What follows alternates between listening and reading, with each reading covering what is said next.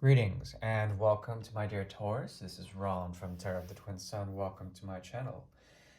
Tarot of the Twin Sun is a functional division within the Order of the Twin Sun. And we'll go ahead and work with the energy of the second house is open. The second house is open. And yeah, please clear your mind. Note that this is for guidance for those that resonates with the material. It shall not resonate for everyone. I don't intend it to. In that case, please like or dislike to your own honesty. And I totally respect and appreciate your openness to the channel. Thank you.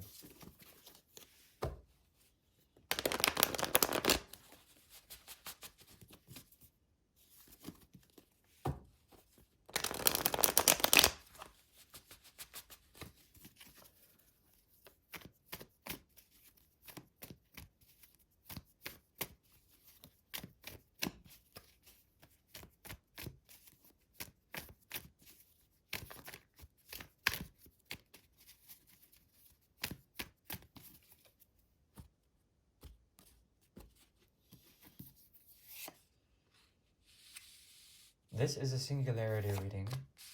It is based on a moment of time and space that is locked yet floating, that is timeless yet without time, that is within space, linear space, yet non-linear.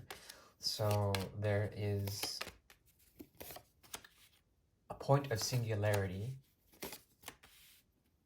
and it may or may not be on your path within the month of December or beyond. This has to do with a great deal of choice making, using head over heart or heart over head. In the past has been a motif. Also, choosing in the near future to choose whether or not to release a situation that involves the cup's energy, to release that, to let it ground to the earth, or not, to bring it back in some sort of way, to strain and to somewhat refine a bit of the calamity of fate, or the force of fate, the hand of fate that you guide with, or that is guiding you. Essentially, you're trying to make a choice between these two things. It has to do with a past situation, once again, conversion and healing as well. This is a very deep connection. Yeah, and at the moment, there is a feeling of dominion in some way, shape, or form. You want to assert your own authority when it comes to coming up with your own ideas of what you want, especially with the way your heart tends to manifest the fire of your desire. These are running wildly, and there's something about you that cannot be tamed, that is really hard to negotiate with, and people around you may be seeing this. The Fool has come up for you, as well the mystery of hidden truths, or perhaps truths that are veiled in the riddles of certain paths towards communication, trying to understand your own truth as well as live by your own design. And this has been something that has been retroactive for you for some time. But there you have it. Something about the throne in which you sit on now is being questioned. And there's a great deal of anger that needs to express itself, or perhaps, if not anger, then at least some force that needs to unleash itself. In this case, what it's leading up to is essentially the energy of the High Priestess. And this is a very beautiful High Priestess, as you can see. Yeah, the Italians did it really, really good in this illustration. You can just tell by the way she looks, her ire, as well as her regency. There's something very very commanding about this High Priestess, the way she holds the literature book and knows. La donna ci consulta. So the thing is that you're on the path to being someone who can be consulted, or perhaps you will be meeting someone who can help you to figure out more about the second house. That is your own sense of values and principles. These are being wildly shifted, and they have been for some time. Been trying to find people who are loyal to you, to help you to find and to reassert your throne of dominance. But this dominance also, it's as if the material world or the world that you have wished to be at one point has lost its luster in some sort of way. The gold has lost its luster, and there's a need, some deeper understanding that is coming through secret information. Okay, this information comes at a price, though. One of detachment, as well as one of trying to process and get over a sense of regret. There's a lot of retroactive fire energy here. We have the Fool, Major Arcana, as well. The Page of Rods here, moving back, a choice to move back, some sort of affinity or perhaps a color is being uh, it's kind of drawing you in. Red is going to be very important for you in terms of the way you carry yourself out. Like with La Papesa, the Donna de Consulta, there's the High Priestess, and she wears a red cape, as well as the King of Rods, which is the singularity here. Could also be meaning that you are dealing with perhaps a person that is extremely domineering and very patriarchal and very angry for no reason. There's a lot of fire in this person, Martian energy as well, the energy of Jupiter as well, the energy of the sun. That combined creates drive and force and the rays of illumination, but to its detriment if it's in reverse. It could be very a feeling of being burned in some sort of way, or there's a very hot and unnecessary quality towards those that one person in particular that you may be dealing with. There also is a possibility that an offer or at least something is trying to be made towards the past in order to find some sort of grounded stability. The elements of earth and fire in the page sequence equals glass making or glass blowing. Okay, glass is an alchemical form composed of earth and fire. Yes, um, the process is called vitrification, and if you apply the head and heart together, there's a feeling or a refinement of glass, which can amplify the rays of the sun, amplify anger, especially amplify the cold shoulder in a way. Glass can be very cool, and after the cooling process of vitrification, it hardens, and there's a sharp, sort of smoothness to it. Um, at any rate, what crowns you is a feeling of displeasure or disdain, with the King of Spades in reverse, the King of Swords in reverse. With this, it speaks of wisdom, but thoughts of the mind sort of detracting from that wisdom. We have two court cards, two kings here that are really pissed off, creating perhaps forms something volcanic within the singularity itself, as well as what crowns you, what is on the mind.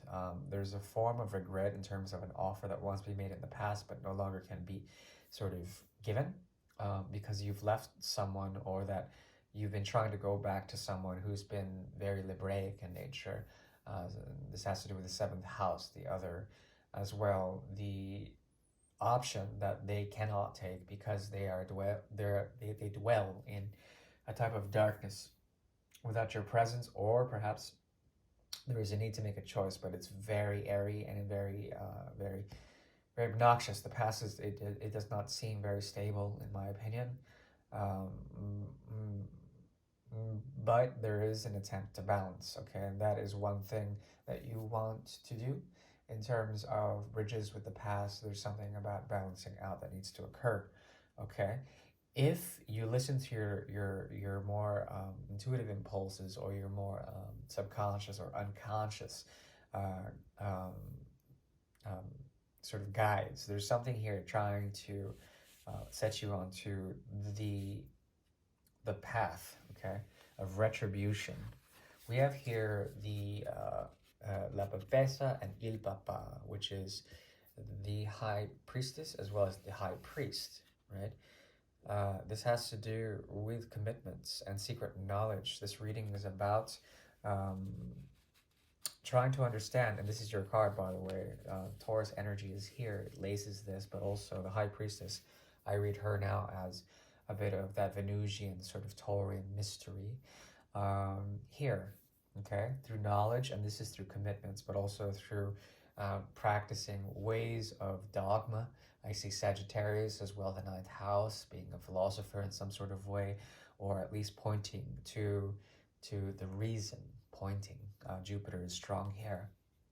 So there's something about a situation that has fallen apart, that has been very difficult, one that involves a deeper commitment of some sort, and you trying to open the gateway to this, trying to understand how to begin again, or to your heart strongly desires to go back to an energy that has become very stale, or very balanced in its silence, or in its blindness, and in its innocence through the other. And it's very difficult for you to be loyal to that, but there is an inkling to go back and do that, an owing or some sort of retribution.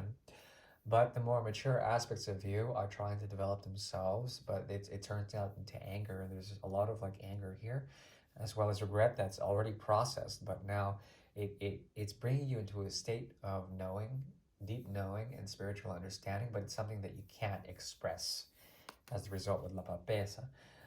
Not only that, we have here La Stelle, which is the star card, and the star card is probably my favorite, one of my favorite cards, considering that is the most Aquarian looking person I've ever seen in a deck.